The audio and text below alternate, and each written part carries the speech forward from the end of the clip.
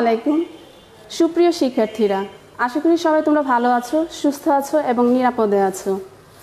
তোমাদের সবাইকে আহমেদ বাওয়ানী একাডেমির অনলাইন স্কুল ক্লাসে স্বাগতম। আন্তরিকভাবে আন্তরিক জ্ঞাপন করছি আমার শ্রদ্ধেয় প্রিন্সিপাল স্যার মোশাররফ হোসেন মুন্সি মুকুল স্যারের প্রতি, কারণ এই করোনাকালীন সংকটের শুরু থেকে এখনো পর্যন্ত আমাদের অনলাইনে ক্লাসের ধারাটা অব্যাহত রেখেছেন এবং আমাকে এই প্ল্যাটফর্মে দাঁড়িয়ে ক্লাস নেওয়ার সুযোগ করে দিয়েছেন। আমি আরও আন্তরিকভাবে আমার ধন্যবাদ প্রকাশ করছি আমার শিফটিং ইনচার্জদ্বয় জনাব সাইফুল বিশ্বাস এবং আফসার আলী স্যারকে, এবং এইখানে আমার যে সকল শ্রদ্ধেয় শিক্ষকবৃন্দ আছেন যারা আসলে অক্লান্ত পরিশ্রম করে সহযোগিতা করছেন, যাদের সহযোগিতায় আসলে আমরা সকল টিচাররা খুব সুন্দরভাবে ক্লাসগুলো নিতে পারছি। তো শিক্ষার্থীরা, চলো আমরা এখন ক্লাসটি শুরু করব। আমার আজকের ক্লাসটি সপ্তম শ্রেণীর শিক্ষার্থীদের জন্য। ইতিমধ্যে তোমরা অর্ধবার্ষিক পরীক্ষা দিয়েছো কিছু এবং আরও কিছু দিচ্ছ বাসায় বসে। তো আজ আমি বার্ষিক পরীক্ষার টিউটোরিয়ালে যে চ্যাপ্টারগুলো আছে সেখান থেকে একটি অধ্যায় নিয়ে আমি আলোচনা করব। তো পাটিগণিতের আমি দ্বিতীয় অধ্যায়ের অনুশীলনী 2.2 অধ্যায়টা নিয়ে আলোচনা করব আজকে। আর এই চ্যাপ্টারটা হচ্ছে লাভ ক্ষতি। তো লাভ ক্ষতি সম্বন্ধে আমরা অনেক আগে থেকেই জানি কিছুটা, তারপরেও এখন আরেকটু জেনে নেই। যে কোনো জিনিস বলো, বস্তু বলো, সেটা লাভ হচ্ছে না ক্ষতি হচ্ছে সেটা নির্ভর করে আসলে ক্রয় মূল্যের উপরে। কারণ আমি আসলে সেই বস্তুটা কি দামে কিনেছি, কেনার পর সেটা কি আমি বেশি দামে বিক্রি করব না কম দামে বিক্রি করব। যদি বেশি দামে বিক্রি করি তাহলে আমার লাভ হবে, যদি কমে বিক্রি করি তাহলে আমার ক্ষতি হবে। তার মানে ক্রয় মূল্যের চাইতে যদি আমার বিক্রয় মূল্যটা বেশি হয় তাহলে কি হবে, লাভ হবে। তো সেই ক্ষেত্রে লাভের সূত্রটা হবে কি, দেখো আমি উপরে লিখে দিয়েছি, লাভ সমান সমান বিক্রয় মূল্য বিয়োগ ক্রয় মূল্য। ধরো আমি একটি কলম কিনেছি 15 টাকায়, সেটা বিক্রি করব 18 টাকায়। 15 টাকায় বিক্রি করে 15 টাকায় ক্রয় করে আমি 18 টাকায় বিক্রি করব। তো আমি 18 থেকে কিন্তু 15 বিয়োগ করছি, তার মানে আমার এখানে বিক্রয় মূল্য হচ্ছে 18 টাকা এবং কিনেছিলাম মানে ক্রয় মূল্য হচ্ছে 15 টাকা, তার মানে আমার লাভ হচ্ছে। তাহলে সেই ক্ষেত্রে লাভের সূত্রটা হচ্ছে কি, বিক্রয় মূল্য বিয়োগ ক্রয় মূল্য। যদি ধরো যে আমি সেই কলমটি 15 টাকায় কিনেছি কিন্তু আমি এখন বিক্রি করব 12 টাকায়, সেক্ষেত্রে কি আমার লাভ হবে, লাভ হচ্ছে না, আমার ক্ষতি হচ্ছে। তো সেই ক্ষতির ক্ষেত্রে আমরা কি করছি, যে কিনেছি আমি 15 টাকায় কিন্তু বিক্রি করছি আমি 12 টাকায় বা 13 টাকায় ধরো। তো সেইখানে কিন্তু আমি ক্রয় মূল্য থেকে আমি যেই দামে বিক্রি করছি সেই বিক্রয় মূল্যটাকে বিয়োগ করে দিচ্ছি। তো সেই ক্ষেত্রে আমাদের ক্ষতির সূত্রটা হচ্ছে কি, ক্রয় মূল্য বিয়োগ বিক্রয় মূল্য। যখন আমাদের ক্রয় মূল্যের চেয়ে বিক্রয় মূল্যটা বেশি হবে তখন লাভ হবে, এবং ক্রয় মূল্যের চেয়ে আমাদের বিক্রয় মূল্যটা যদি কমে যায় সেক্ষেত্রে আমাদের ক্ষতি হবে। তো এই আলোকে তোমাদের আমি একটি অঙ্ক দেখাচ্ছি। যদি ধরো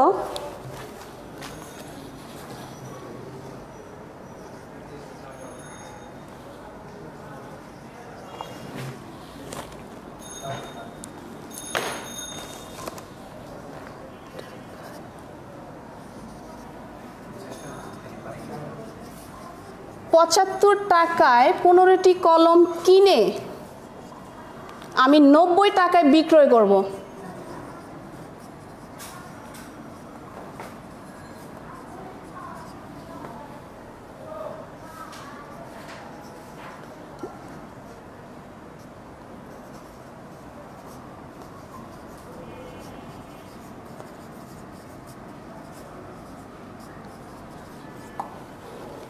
ক্লাসটা আসলে বোঝা যাচ্ছে কিনা, লেখাগুলো বোঝা যায় কিনা তোমরা একটু কষ্ট করে আমাকে জানাও। দেখো আমি এখানে একটা অঙ্ক লিখেছি, 75 টাকায় 15টি কলম কিনে আমি 90 টাকায় বিক্রি করব। বিক্রয় করলে আমার শতকরা কত লাভ বা ক্ষতি হবে, মানে এই ক্ষেত্রে তোমাকে বের করতে হবে এটা কি লাভ হচ্ছে না ক্ষতি হচ্ছে। আমি 15টি কলম কিনছি 75 টাকায়, কিন্তু আবার সেই 15টি কলমই আমি বিক্রি করে দিব কত টাকায়, 90 টাকায়, তাহলে আমার কি লাভ হচ্ছে। তো লাভ হচ্ছে কত টাকা, সেই লাভের সূত্রটা বসিয়ে দিলে কিন্তু আমাদের লাভের পরিমাণটা বের হচ্ছে। যে যদি তোমাকে বলা হতো যে শুধু কত টাকা লাভ হচ্ছে সেটা নির্ণয় করো, তাহলে আমি লাভ সমান সমান বিক্রয় মূল্য বিয়োগ ক্রয় মূল্য, মানে বিক্রয় মূল্য থেকে ক্রয় মূল্য বিয়োগ করে দিলাম, আমার লাভের পরিমাণটা বের হয়ে গেল। কিন্তু আমাকে বলেছে কি শতকরা কত লাভ বা ক্ষতি হয়েছে, মানে তোমার 75 টাকায় যদি আমি আগে লাভটা বের করি যে আসলে আমাদের লাভ হয়েছিল কত। লাভের সূত্রটা হচ্ছে বিক্রয় মূল্য বিয়োগ ক্রয় মূল্য। তাহলে আমি বিক্রয় করেছিলাম কত টাকায়, 90 টাকায়, আর কিনেছিলাম আমি 75 টাকায়। তাহলে আমার কত টাকা লাভ হয়েছে, 15 টাকা।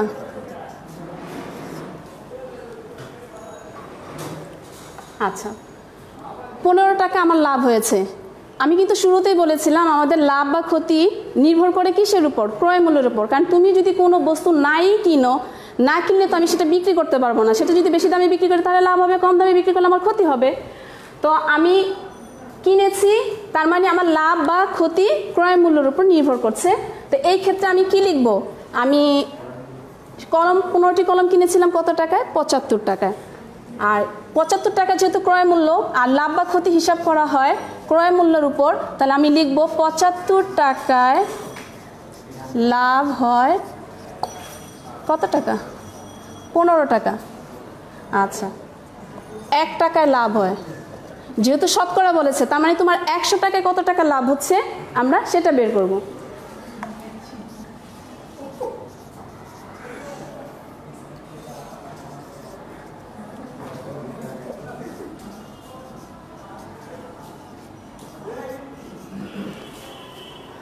তোমরা হয়তো বা অনেকেই দেখবে যে উদাহরণের অঙ্কেতে তোমাদের কাটাকাটি সিস্টেমটা আছে, কিন্তু আমি তোমাদের অনুরোধ করে বলছি যে এটা কাটাকাটি সিস্টেমে করবে না। এটা তোমরা 15 দিয়ে 100কে যেহেতু তোমাদের ক্যালকুলেটর ব্যবহার করতে হয়, ভাগ করে গুণ করে 75 দিয়ে ভাগ করে সেই রেজাল্টটা এখানে বসাবা, কাটাকাটি করা যাবে না।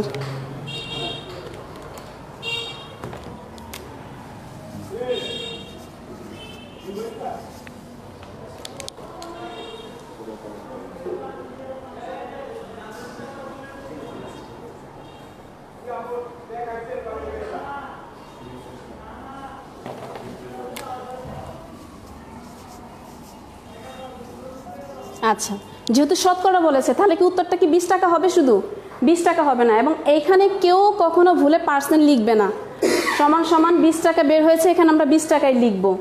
আমরা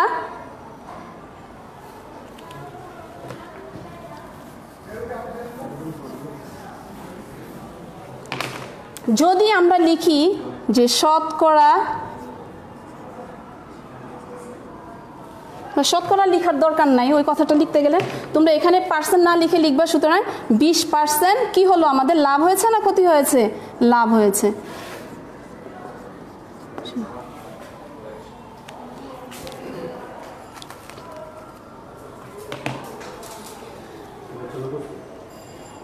আচ্ছা, এইটা গেল আমাদের দ্রব্যমূল্য কেনার পর সেটা কি দামে বিক্রি করব, বেশি দামে না কম দামে, লাভ ক্ষতির হিসাবটা। আচ্ছা, এরপরে দেখা গিয়েছে যে আমরা কোনো শপিং মলে গেলে কেনাকাটা করলে সেক্ষেত্রে আমাদের সেই কেনাকাটার উপরে দেখা যায় যে আমি যে নির্দিষ্ট জিনিসটা কিনেছি তার উপরে একটা ভ্যাট দিতে হয়। তো ভ্যাট আসলে কি, যে কোনো দ্রব্যের ক্রয় মূল্যের সাথে নির্দিষ্ট হারে প্রদানকৃত করকেই কি বলা হয়, ভ্যাট বলা হয়। তো তোমাকে যদি বলা হয় যে 1200 টাকা দিয়ে তুমি একটি শাড়ি কিনেছো এবং সেই ক্ষেত্রে তোমার ভ্যাটের হার হচ্ছে 4 টাকা, তো ভ্যাটের হার 4 টাকা মানে কি, যে তোমার 100 টাকায় ভ্যাট দিতে হচ্ছে 4 টাকা। তো তুমি যদি 100 টাকায় 4 টাকা ভ্যাট দাও, তো তুমি ড্রেসটা কিনেছো কত টাকায়, 1200 টাকায়। তো সেই ক্ষেত্রে তোমাকে কত টাকা অতিরিক্ত কর দিতে হবে। তো সেটা কিভাবে বের করব আমরা, সেটা আমি অঙ্কটা কিন্তু মুখে মুখে বলছি যে 100 টাকায় ভ্যাট দিতে হচ্ছে আমার 4 টাকা, তাহলে 1 টাকায় কত হবে, 1200 টাকায় কত হবে, 1200 টাকায় কত হবে, 48 টাকা। আচ্ছা, সেটা হচ্ছে আমি কর দিচ্ছি, বাট আমি তো ড্রেসটা কিনেছি কত টাকায়, 1200 টাকায়। তো আমি 1200 টাকাও দেবো এবং সেটার সাথে আমাকে কর প্রদান করতে হবে, মানে ভ্যাট দিতে হবে কত টাকা, 48 টাকা। তার মানে আমাকে দোকানদারকে প্রদান করতে হবে কত টাকা, 1248 টাকা। তো এই আলোকে আমি একটি অঙ্ক দেখাচ্ছি তোমাদের।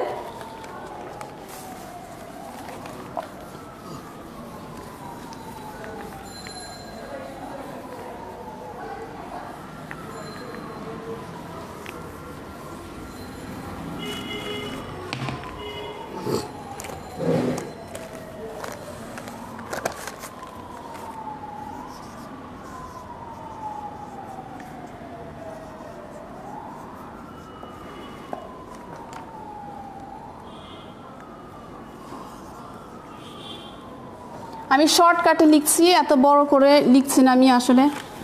যে একটি শাড়ির মূল্য ধরো 1200 টাকা এবং তুমি একটি 3 পিস কিনেছো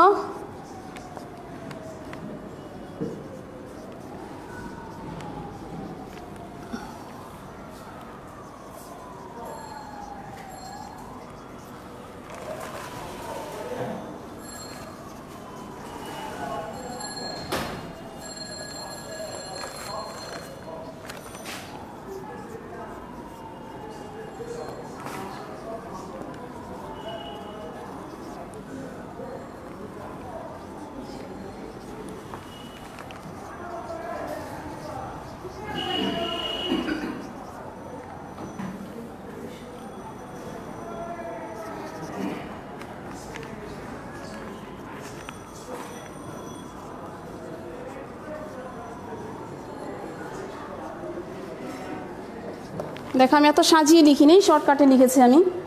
যে আমি একটি শাড়ির মূল্য ধরো তুমি একটি শাড়ি কিনেছো 1200 টাকা এবং একটি 3 পিস কিনেছো 1800 টাকায়। তো সেই ক্ষেত্রে তোমার ভ্যাটের হার হচ্ছে কত, 4 টাকা। তো তুমি এখন দোকানদারকে কত টাকা দেবে? তো আমার শাড়ির দাম এবং যে 3 পিসটা কিনেছি সে দুটাকে আগে আমার একসাথে যোগ করতে হবে, তাই না? তো আমি শাড়ি এবং 3 পিসটাকে একসাথে যোগ করে দিই যে মোট আমার খরচ হলো কত।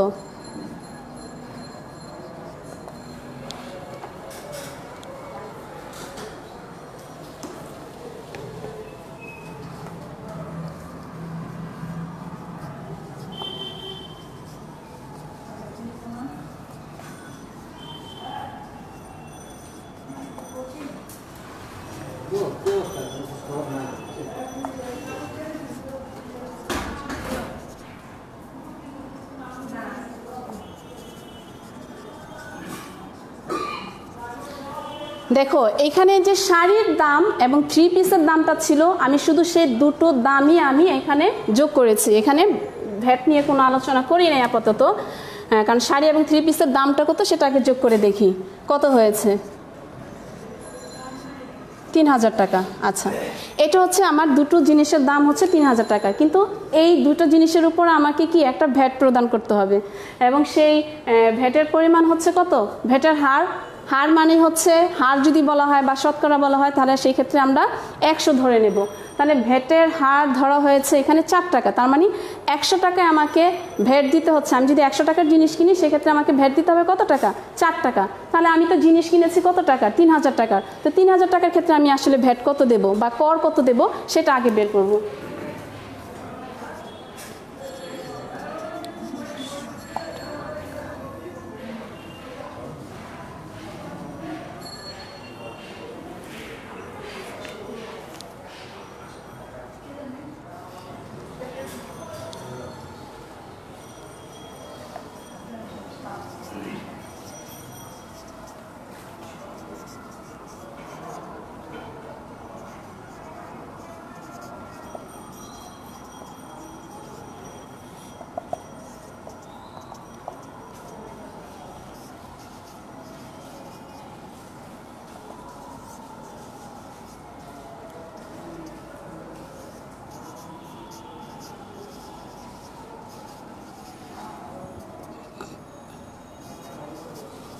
তার মানে দুটো জিনিসের উপরে আমাকে ভ্যাট প্রদান করতে হচ্ছে কত টাকা, 120 টাকা।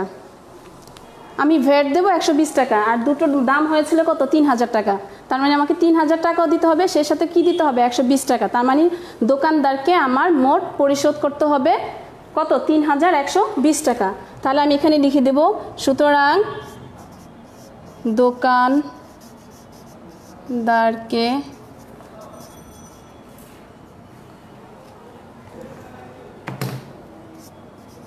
মোট দিতে হবে কত, এই 3000-এর সাথে আমি ভ্যাটের পরিমাণটাকে যোগ করে দেব।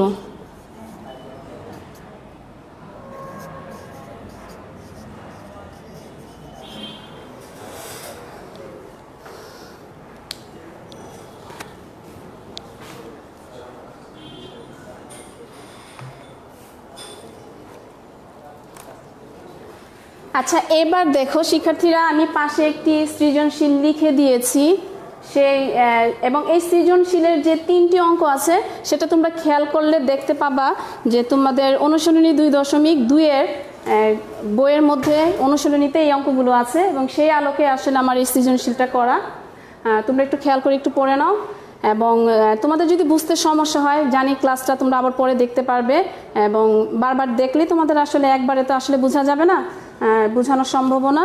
তোমাদের যাদের প্রবলেম হয় বারবার ক্লাসটা একটু দেখে নিও, আমার মনে হয় তোমাদের তাতে তোমরা উপকৃত হবে। তো এখন আমরা সৃজনশীলে যাব। আমি এটা মুছে দিলাম। তোমরা একটু সৃজনশীলটা খেয়াল করো, দেখো কি লেখা আছে।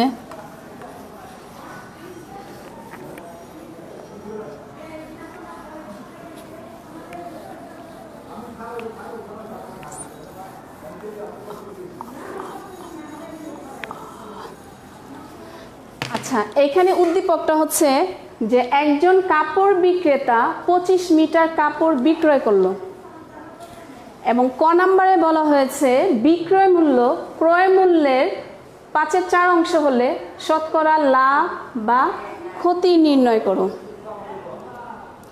আচ্ছা, এই অঙ্কটা যেহেতু আমি করতে যাব তার আগে আমি তোমাদের একটু সমহর এবং সমলব এটা নিয়ে একটু আলোচনা করি, বেশি সময় লাগবে না আমার। ধরো এখানে আমি 2টি ভগ্নাংশ লিখেছি এবং 2টি ভগ্নাংশেরই লব হচ্ছে কি 2, তার মানে এটা হচ্ছে সমলব বিশিষ্ট ভগ্নাংশ। এখন এই ভগ্নাংশের ক্ষেত্রে আসলে কোন ভগ্নাংশটা বড় এবং কোন ভগ্নাংশটা ছোট সেটা আমরা কিভাবে নির্ধারণ করব সেটা বোঝার বিষয়। এটা বুঝেছে কারণ অঙ্কগুলো করতে গেলে আমাদের এই জিনিসটা নিয়ে আলোচনা করতে হবে। তো যখনই ভগ্নাংশের লবগুলো সমান হবে সেই ক্ষেত্রে আমরা দেখব হরের সংখ্যাগুলো। তো এই ক্ষেত্রে হর যেটা ছোট হবে সেটাই হবে কি ভগ্নাংশটা বড়। তার মানে এই ক্ষেত্রে কিন্তু আমাদের বড় ভগ্নাংশটি হচ্ছে 5/2। আচ্ছা, আমি এটাকে যদি আবার রিপ্লেস করে দিই, ধরো 7 উপরে 2 নিচে, মানে লব হয়ে গেল হর, হর হয়ে গেল লব। এটা হচ্ছে সমহর বিশিষ্ট ভগ্নাংশ। তো এই সমহর বিশিষ্ট ভগ্নাংশের ক্ষেত্রে কোন ভগ্নাংশটি বড় হবে? তো সমহর বিশিষ্ট ভগ্নাংশের ক্ষেত্রে আমরা খেয়াল করব যে ভগ্নাংশের লব যেটা বড় সেটাই হবে বড় ভগ্নাংশ। তার মানে এই ক্ষেত্রে কিন্তু ভগ্নাংশটা বড় হচ্ছে কত 2/7 না 7/2। আচ্ছা, ক্লিয়ার? এখন আমরা অঙ্কে চলে যাই।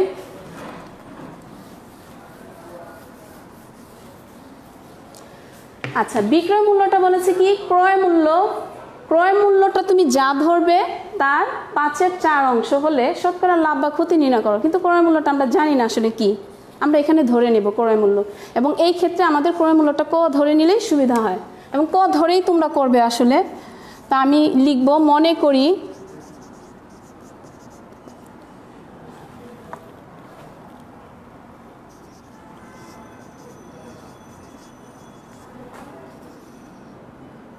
ক টাকা।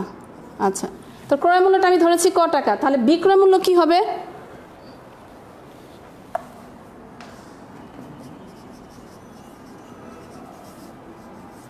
বিক্রয় মূল্যটা কিন্তু বলেছে ক্রয় মূল্য যা, ক্রয় মূল্যটা কি ছিল বা কি ধরেছি আমরা ক ধরেছি, তাহলে ক এর কি এত।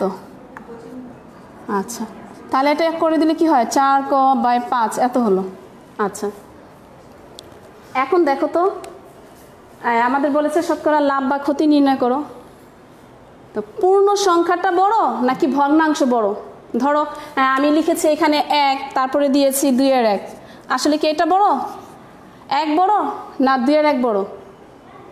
পূর্ণ সংখ্যা অলওয়েজ বড় হয়। তার মানে এই ক্ষেত্রে কিন্তু ক্রয় মূল্য হচ্ছে ক হচ্ছে কিন্তু একটা পূর্ণ সংখ্যা এবং বিক্রয় মূল্য হচ্ছে কত 4ক/5।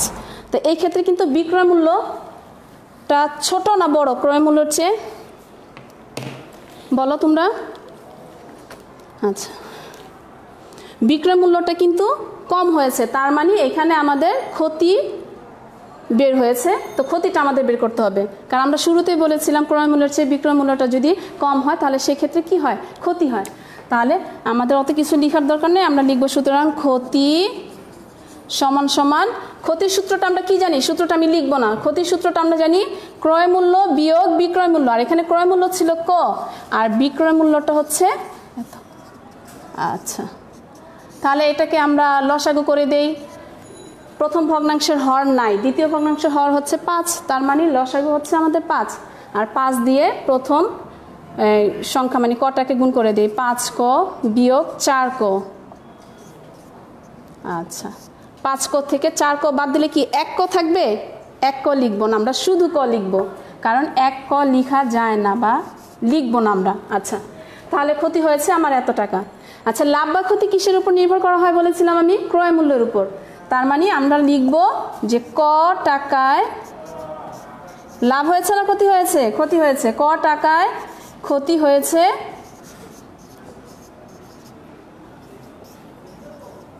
এত টাকা। সুতরাং 1 টাকায়, যেহেতু শতকরা বলেছে, তার মানে আমাদের 100 দিয়ে বের করতে হবে। ক কি নিচে চলে আসবে, তাই না? সুতরাং 100 টাকায়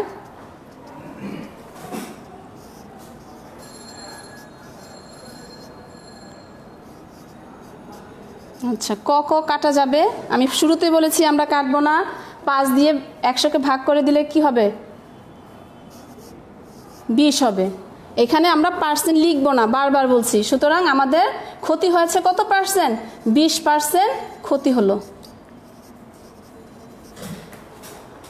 পর্যন্ত দেখা যায়।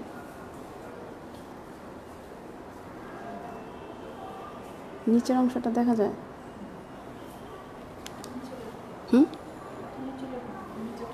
দেখা যায় না,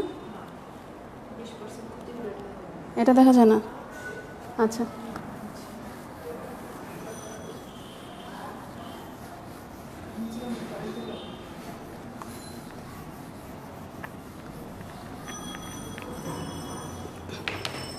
সুতরাং 20% ক্ষতি হলো, ক্ষতি হয়। আচ্ছা আচ্ছা, খ নম্বরে কি ছিল একটু পড়ো তো তোমরা। আচ্ছা, খ নম্বর প্রশ্নটা খুবই ইম্পর্টেন্ট।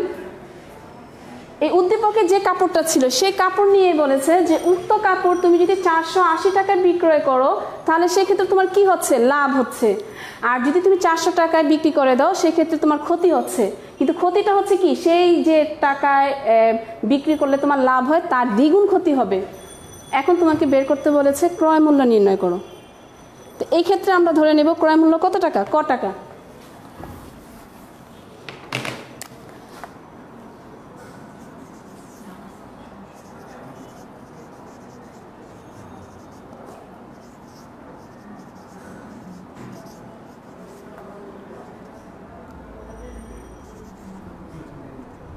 আচ্ছা, 480 টাকায় বিক্রয় করলে কি হচ্ছে আমাদের? লাভ হয়। ঠিক আছে, 480 টাকায় বিক্রয় করলে কি হচ্ছে? লাভ হচ্ছে।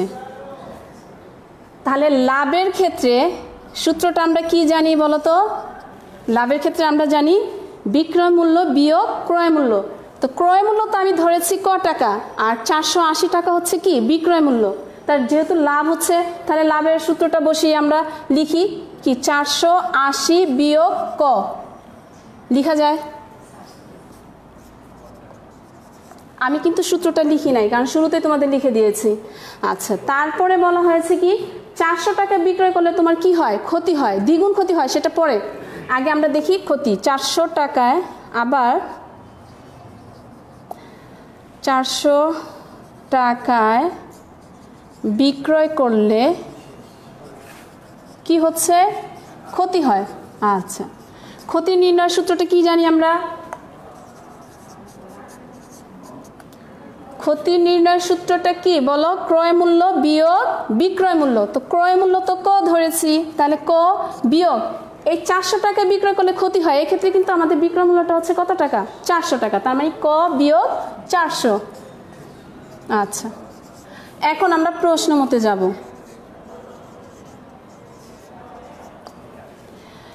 এই অঙ্কটা আসলে অন্য নিয়মে করানো যায়, কিন্তু আমার মনে হয়েছে যে আমি যদি এইভাবে তোমাদের বুঝাতে পারি তো ওই নিয়মটার চাইতে এই নিয়মটা তোমাদের মানে ইজিলি মাথায় ক্যাচ করবে, এবং আমার বিশ্বাস যে তোমরা বুঝবে। আমি কি ভেঙে ভেঙে বোঝানোর চেষ্টা করেছি। তো এখন দেখো, আমি 480 টাকায় বিক্রয় করলে যে লাভ হয় লাভের সূত্র দিয়ে লিখেছি। 400 টাকা বিক্রয় করলে ক্ষতি হয় সেটা দিয়ে লিখেছি, কিন্তু এখানে বলেছে কি হয়, ক্ষতি হয় কার দ্বিগুণ, লাভ যেটা হয়েছে তার দ্বিগুণ। এখন আমি প্রশ্ন মতে লিখব, এই যে লাভ হয়েছিল কত 480 বিয়োগ ক সমান সমান দিয়ে লিখি ক বিয়োগ 400। আচ্ছা, এই ক্ষতিটা হয়েছে কার দ্বিগুণ, লাভের দ্বিগুণ। তো লাভের এটা কি ছিল 480 বিয়োগ ক, এটার সাথে আমরা 2 গুণ করে দেব। আমি কিন্তু ভেঙে ভেঙে করাচ্ছি। আচ্ছা, তারপরে আমি এখন এই 2 দিয়ে 480কে গুণ করব।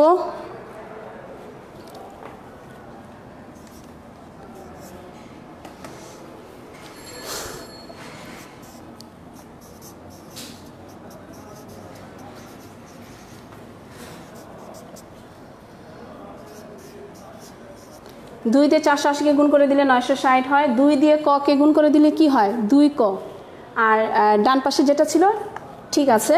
তো এখন সংখ্যাগুলোকে আমরা এক পাশে নিয়ে আসি আর চলকগুলোকে ডান পাশে নিয়ে যাই। ক কয়ের জায়গায় আছে, তার মানে সাইন চেঞ্জ হচ্ছে না, আর 2 ক বাম থেকে ডানে যাচ্ছে, যোগ হয়ে গেল।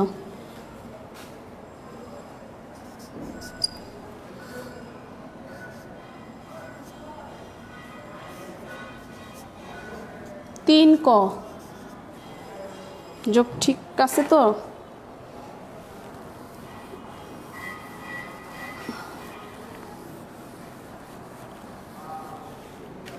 আচ্ছা, এখন সম্পূর্ণটা যদি আমরা সাইন মানে সাইড চেঞ্জ করে দেই সেক্ষেত্রে কি আমাদের সাইনের কোনো পরিবর্তন হবে? হবে না। তার মানে আমি 3 ক ডানে নিয়ে আসছি আর 1360 হচ্ছে বাম দিকে দিয়ে দিচ্ছি। এখন আমরা কয়ের মানটা বের করব। 3 ক এর সাথে গুণ আকারে আছে, তাহলে এটা ডান পাশে গেলে কি হয়ে যাবে? ভাগ হয়ে যাবে। ভাগ করে দাও, সাইডে করো।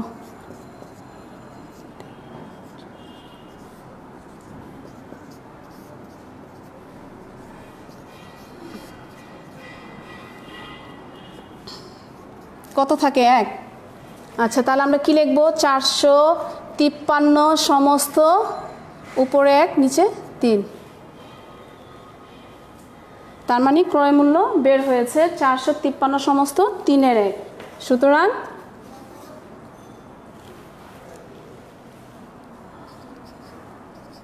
ক্রয় মূল্য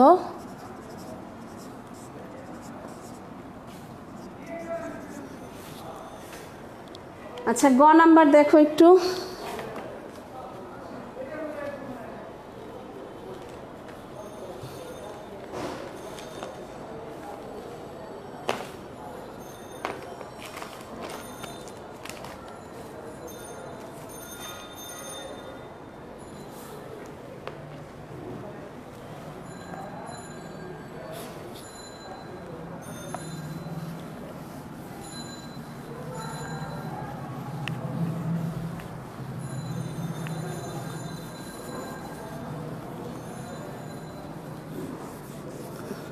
আচ্ছা, গ নাম্বার বলেছে বিক্রয় মূল্য 20 মিটার কাপড়ের ক্রয় মূল্যের সমান হলে।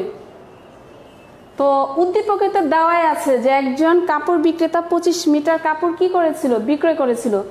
কিন্তু গ নাম্বারে বলা হয়েছে যে 25 মিটার কাপড়টা যে মূল্যে বিক্রয় করেছে 20 মিটার কাপড়টা সেই মূল্যে মানে ক্রয় করতে হবে, সমান ধরে নিতে হবে, হলে তোমার শতকরা কত লাভ বা ক্ষতি হচ্ছে।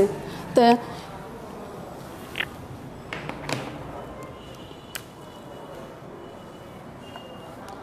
আমরা লিখি 20 মিটার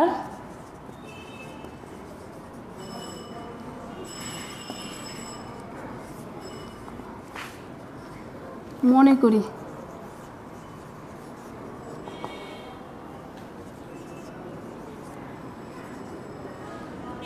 শুধু ক ক ক ধরে নিচ্ছি। তুমি চাইলে খ ধরে নিতে পারো, চাইলে এক্স ধরে নিতে পারো, কিন্তু এক্স ধরার দরকার নাই, পাটিগণিত অঙ্কে আমরা ক ধরেই করব। আচ্ছা, তো 20 মিটার কাপড় আমি ধরে নিলাম, 20 মিটার কাপড় আমি কিনেছি ক টাকায়। তাহলে 1 মিটার কাপড়ের মূল্য কি বের হয় বলো তো? উপরে ক নিচে 20, কারণ কম হচ্ছে। আবার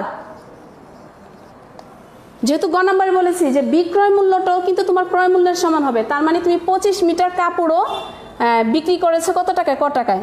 25 মিটার কাপড়ের বিক্রয় মূল্য কত টাকা? ক টাকা? আচ্ছা, সুতরাং 1 মিটার কাপড়ের বিক্রয় মূল্য কত? ক বাই 25 টাকা। আচ্ছা, এখন দেখো উপরে প্রথম 1 মিটার কাপড়ের যে ক্রয় মূল্যটা বের হয়েছে কয়ের 20, মানে এখানে লব হচ্ছে ক, আবার 25 মিটার কাপড় যে বিক্রি করেছো সেখানে যে ভগ্নাংশটা বের হয়েছে সেটা লব হচ্ছে কি তোমার ক। তো প্রথমে আমি বলেছিলাম যে যদি লব সমান হয় সেই ক্ষেত্রে কোন ভগ্নাংশটা আসলে বড় হবে, যে হরের যে সংখ্যাটা ছোট সেটি হবে কি বড়। তার মানে এই ক্ষেত্রে আমাদের কি লাভ হয়েছে না ক্ষতি হয়েছে বলো তো? কি হয়েছে? আমাদের লাভ হলো, কারণ বিক্রয় মূল্যের ক্রয় মূল্যের চেয়ে বিক্রয় মূল্যটা বেশি।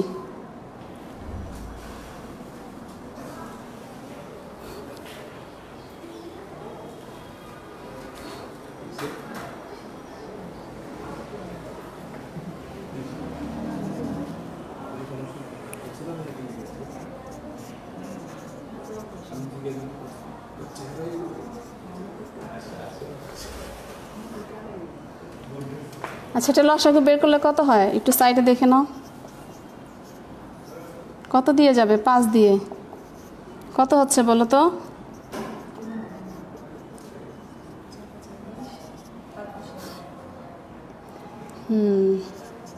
ভালো স্টুডেন্ট, গুড স্টুডেন্ট।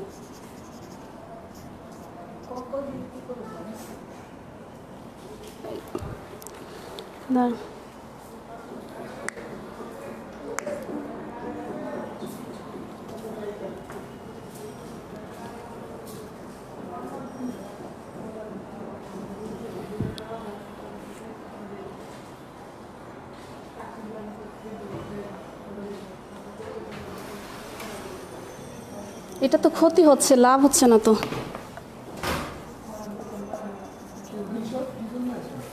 ক্ষতি হচ্ছে না আমাদের, কারণ আমি কি বলেছিলাম, লব একই হলে হর যেটা ছোট হবে সেই ভগ্নাংশটা হচ্ছে বড়। তার মানে আমাদের এখানে ক্রয় মূল্যটা হচ্ছে বেশি এবং ক্রয় মূল্যের চেয়ে বিক্রয় মূল্যটা কমে গিয়েছে, তার মানে আমাদের ক্ষতি হয়েছে। তো ক্ষতি হয়েছে কত? আচ্ছা, তাহলে আমি কিনেছিলাম কত টাকা 1 মিটার কাপড়? কয়ের 20, এত টাকায় না? লাভ বা ক্ষতি ক্রয় মূল্যের উপরে হিসাব করা হয়, এই কারণে আমরা লিখলাম যে এত টাকায় ক্ষতি হয়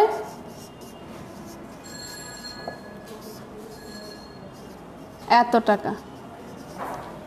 সুতরাং 1 টাকায় ক্ষতি হয়। আচ্ছা, এই ভগ্নাংশটা এখানে ভাগ না দিয়ে আমি একবারে গুণ চিহ্ন দিয়ে হরটাকে লব দিয়ে দেব এবং লবটাকে হর, ঠিক আছে? আচ্ছা, যেহেতু শতকরা বলেছে তাহলে আমাদের কি হবে? 100। ক ক কেটে দিলাম, মনে করো কেটে দিলাম, কিন্তু দেখাবো না।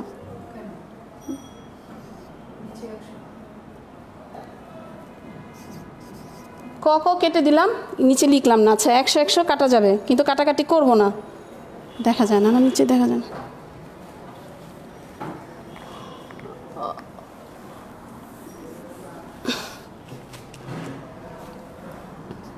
কত হয়? 20 টাকা। তার মানে আমাদের ক্ষতি হয়েছে কত টাকা? 20 টাকা। শতকরা ক্ষতি হয়েছে 20 টাকা। আর যদি লিখি ক্ষতি কত? 20%। হ্যাঁ, দুইভাবে লেখা যায়। শতকরা কথাটা লিখলে আমরা পার্সেন্ট লিখব না, আর যদি শতকরা কথাটা লিখি তাহলে পার্সেন্ট লিখব না, আর যদি শতকরা না লিখি তাহলে আমরা 20% ক্ষতি হয় লিখব।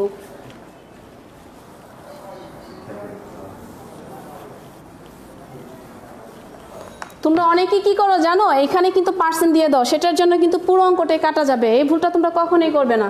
তাহলে আমরা লিখবো সুতরাং 20% ক্ষতি হয়, অথবা লিখতে পারি আমরা শতকরা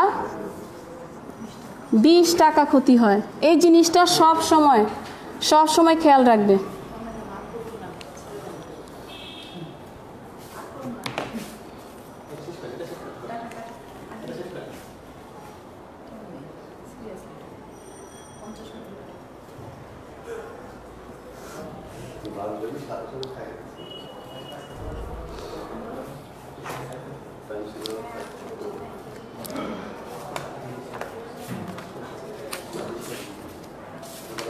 চ্যাপ্টারটা তেমন একটা বড় ছিল না, যতটুকু ছিল আমি চেষ্টা করেছি এই কয়েকটা অঙ্কের আলোকে আসলে পুরো চ্যাপ্টারটাকে কমপ্লিট করার জন্য।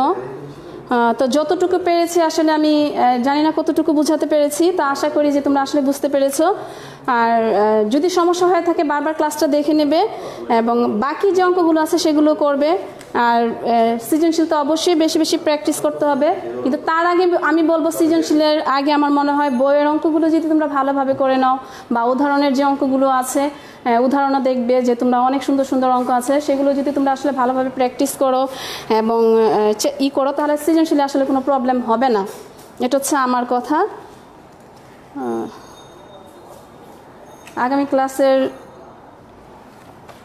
দেখা হবে আবার। আল্লাহ হাফেজ, সবাই ভালো থেকো, সুস্থ থেকো।